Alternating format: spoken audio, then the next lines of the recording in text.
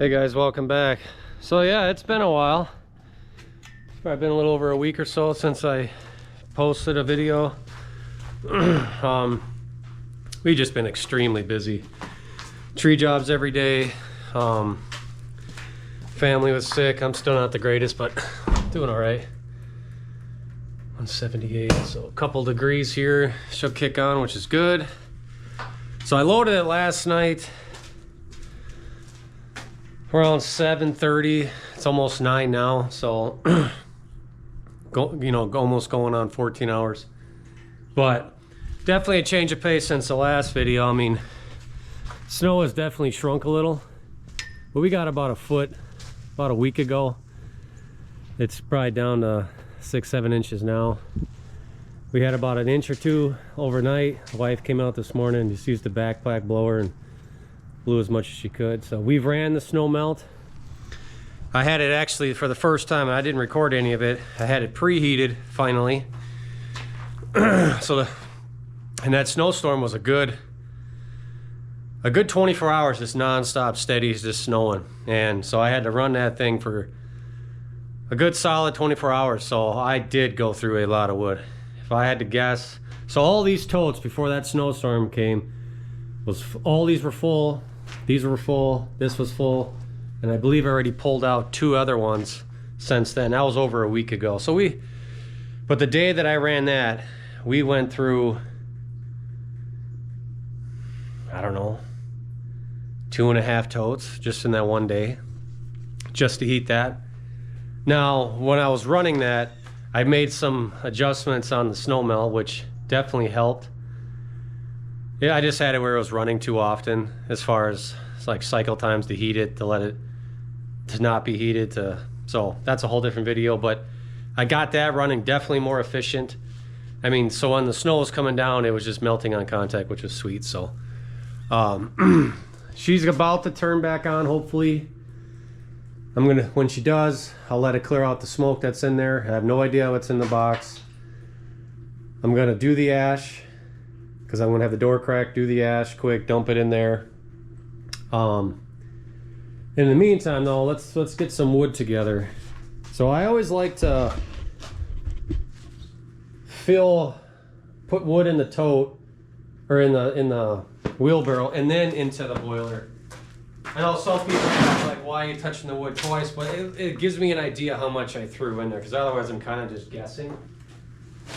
There's really nothing in this besides some scraps, but it all burns. You know, even like stuff like this here on the bottom of this one, it's only small scraps, but might as well get them in there. It all burns. It's not ideal, but it's here.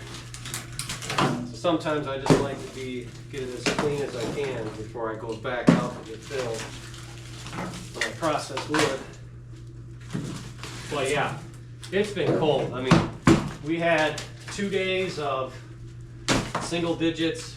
So the shops have been calling for heat, the house. Right now I got a fire going in the house for the last couple days because the kiln's still running, and that draws a lot of heat non-stop. So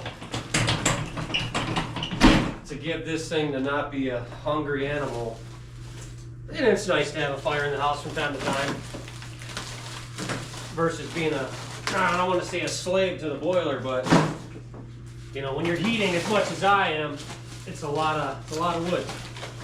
And what I have, the wood oak that's over here, it's not the greatest. I mean, I had a lot of pine and spruce, basswood, which is junk. So I've had some locust, which definitely makes a difference. Yeah, it's all small. Okay, that's empty. That's empty. Now I got some oak over here in this tote. All small little pieces though. Some small. Like this is all oak that is somewhat rotted. That's why I didn't make the cut for production. You know, and then cut offs. But I tell you what, burning hardwood makes way difference of burn times. BTUs, I mean, that's obvious. you know. And the nice thing with this boiler, just throw it in. You don't have to strategically place it like you would with a gasser. Ask me how I know. You can go back and look at my other videos on those. They're good units, but definitely burn less wood with those, but a lot more maintenance. This is archaic. It's throw it in, clean out the ash, stir up the coals, good to go. It doesn't care what you throw in there. I always throw more than I think I need. And there's days that I thought I did and I didn't. Like the other day, when it was really, really cold out, that night I came out here late, like 10, and I packed it. I mean, I packed it. Garage runs all night, the other garage runs, the kiln, house, attached garage, hot water obviously. And I had a notification at 5 in the morning that she was cold. It was like 140 degrees in there. So come out here, and there wasn't a stick of nothing in there. It was just coals. Thankfully, I had a good cold bed prior, and I opened it, and it just looked like pure ash. So I rake it up. All these coals come out that are glowing red. Throw wood in, shut the door, and then we're on our way. And I did that at 7 in the morning, and it was cold. So it recovered. I really wouldn't care about the low temp like that if I'm just heating everything except the kiln. Kiln needs to stay up at temp, so it kind of messes with the drying cycle times on that. But if it's just heating the house or the garage, it doesn't matter. That's fine. I don't really care as much, and that doesn't take as much heat load. So like what I'm gonna throw in right now is probably more than I need for the day, especially that it's sunny out. That makes a world of a difference for the shops. House as well, obviously, so.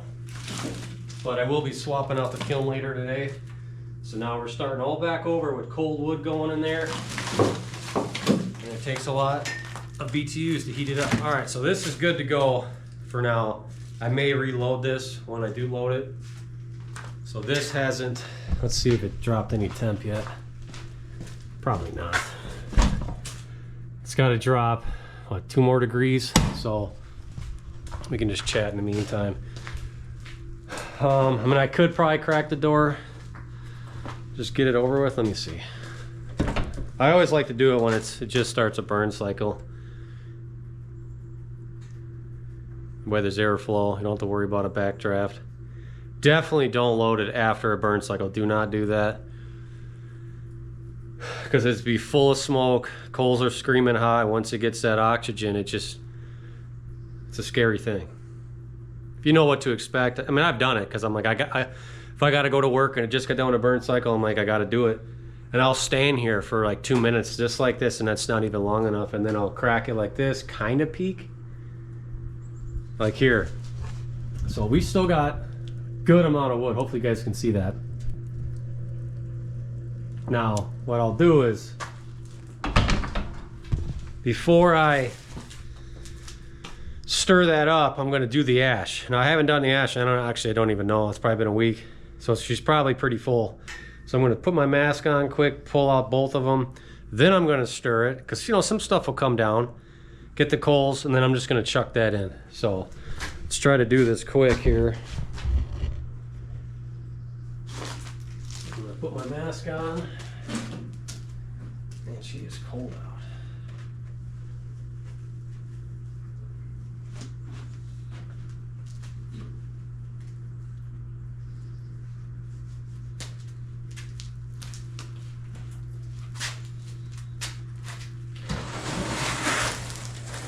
Yeah, not too bad.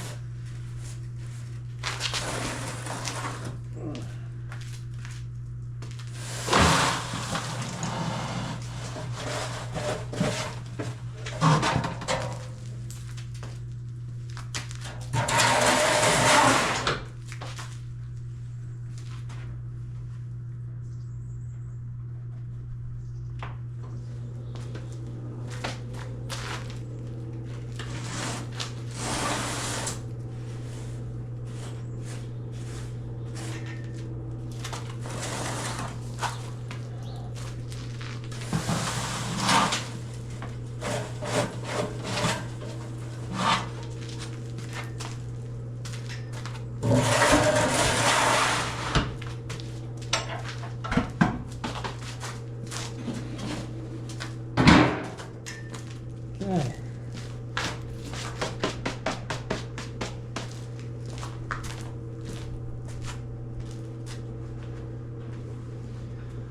Let that sit for a second. So that's it. That's all you got to do for ash. I never take any ash, any coals out of the box, ever. There's no need to do that. I never worry about how much ash built up is in there. I stir it up, throw it in, and that's it. Now, so when I do kind of rake it out, level it off, throw wood in, this is why I kind of like to do it when it's almost going to be or in a burn cycle. Obviously I shut it off, do all that, load it, shut the door, turn it back on. I will take the shaker handle, right, and I'll shake that a little bit, because now it's got airflow, right? Shake it a little bit so the air penetrates all throughout the box and maybe not just in one area, to get a more equal burn. It just runs way more efficiently like that. Because otherwise it can kind of harden, and whatever airflow, it's typically in the front because the air gets pushed this way and it doesn't burn as efficiently or doesn't recover as fast. I didn't really do that last year, but now I've been doing it in the recovery times. All you gotta do is just the one time. So now I'm gonna rake it quick and then chuck some wood in.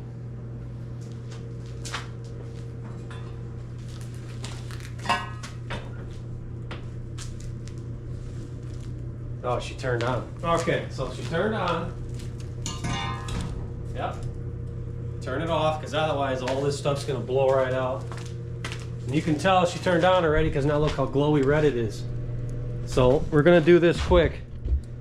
Should have my mask on, but I'm gonna try to talk to you guys. I can't believe this is how much we got in here. I threw in oak last night. Now that's a good coal bed. Real simple. Take the bigger pieces, put them in the middle.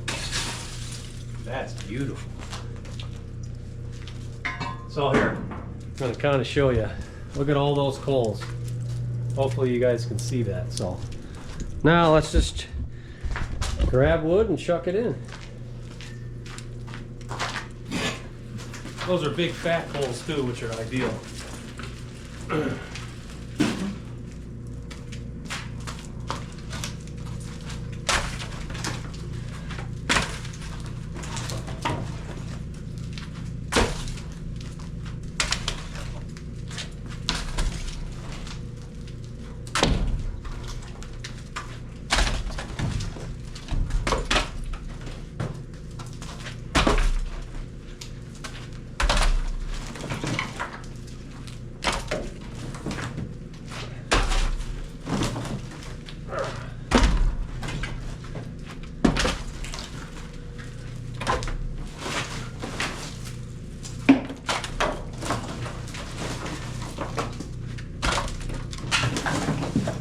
This is all wood that when it just got burned up in a fire pit outside. So might as well use it.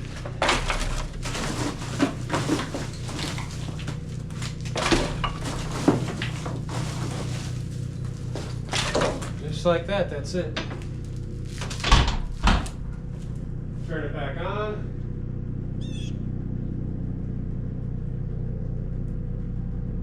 Yep. Now I'll let it kind of get going just for a little bit, and then I'll shake it, because the damper in the back has to open all the way to get as much airflow. So let's go look at the stack. And she's probably gonna smoke a little bit at first because I got new wood in there. So there's barely anything right now. As she ramps up, it'll be more. So now that she's going good, I'm going to shake the handle, and then we'll go re-look, and I guarantee it's a little bit more smoke. I don't get crazy shaking it, just a little.